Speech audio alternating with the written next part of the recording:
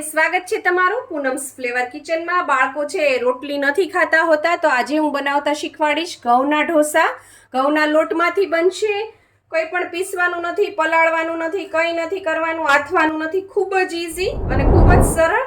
ઘઉંનો લોટ જે આપણે રોટલી બનાવતા હોય એ ઝીણો લોટ મેં લઈ લીધો છે અહીંયા 250 ગ્રામ, અને તમે આમ લો તો એક મોટું બાઉલ ભરીને લેવાનો છે। ત્યારબાદ સ્વાદ પ્રમાણે મીઠું નાખી દેવાનું છે એની અંદર, અને ત્યારબાદ આપણે જે ઈનો આવે છે ઈનો લેવાનો છે। તમે રેગ્યુલર પણ લઈ શકો ને લેમન પણ લઈ શકો। એ આખું પાઉચ મેં અહીંયા ઈનોનું નાખી દીધું છે, અને ત્યારબાદ ઈનોને એક્ટિવેટ કરવા માટે આપણે એની ઉપર થોડું પેલા પાણી નાખીશું, અને પેલા થોડું પાણી નાખીને મિક્સ કરવાનું, પછી થોડું વધારે પાણી નાખવાનું। એકસાથે બધું પાણી નાખી દેશો તો ગઠ્ઠા પડી જશે, અને ગઠ્ઠા છે એ જલ્દીથી મેલ્ટ નહીં થાય। આપણે છે આનું બેટર છે એ ખૂબ જ સ્મૂધ હોવું જોઈએ, કારણ કે આપણે ઢોસા બનાવવાના છે। તો પહેલાં ધીમે ધીમે પાણી નાખીને આપણે સરસ આનું બેટર બનાવી લઈએ। બેટર તૈયાર છે, જો આ રીતનું હોવું જોઈએ, બહુ પાતળું નહીં કરી દેવાનું। આપણે ઢોસાનું ખીરાનું રાખીએ એવું જ રાખવાનું, બહુ થીક પણ નહીં અને એકદમ પાતળું પણ નહીં।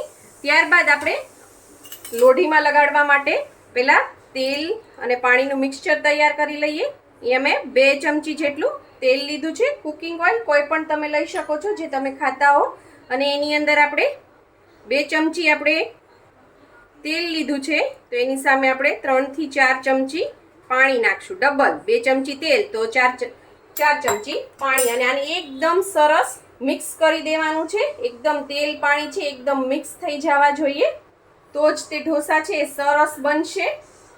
લોઢી આપણી સરસ ગરમ થઈ ગઈ છે। હવે આપણે જે તેલ પાણીનું મિક્સચર કર્યું હતું એની ઉપર આપણે આ રીતે નાખી દેવાનું છે, અને બધે સરસ આ રીતે સ્પ્રેડ કરી દેવાનું છે। ત્યારબાદ હાથમાં પાણી લઈ અને પાણી નાખવાનું છે।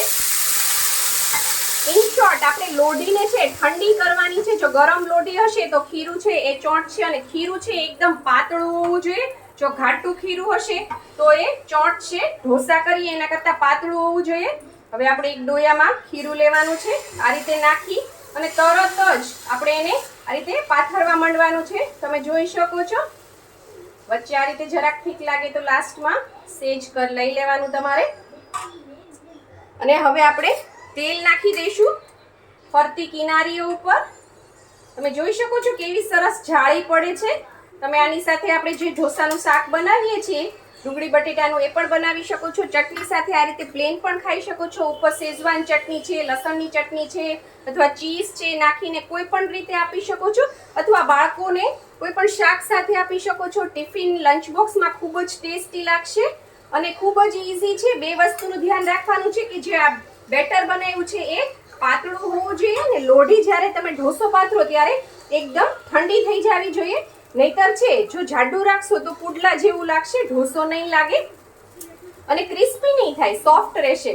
જેટલું પાતળું હશે એટલું એ ક્રિસ્પી થશે। તમે જોઈ શકો છો તરત જ કિનારીઓ છે એ બ્રાઉન જેવી થવા માંડી છે, તરત ટચ નહીં કરવાનું, અને મેં કેમેરો ઓન જ રાખ્યો છે જેથી કોઈને એમ ના થાય કે ઉઠલો નહીં હોય, ઘઉંનો લોટનો છે, કેવી રીતે થયું હશે।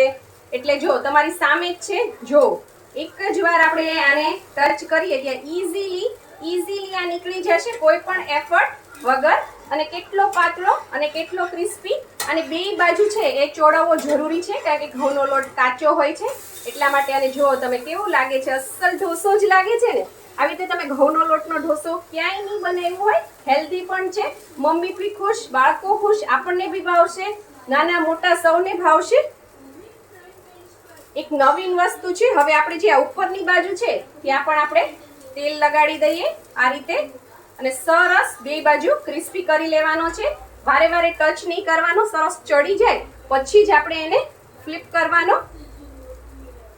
ઈનો નાખો, ઈનો સરસ નાખવાનો, આખું પાઉચ નાખવાનું તો સરસ જાળી પડશે અને આવું ઢોસા જેવું થશે। જો કેટલો ક્રિસ્પી છે, જો એકદમ કડકડીયો, જો લાગે જરાય પુડલું ન લાગે, એકદમ ઢોસો એટલે ઢોસો જ છે।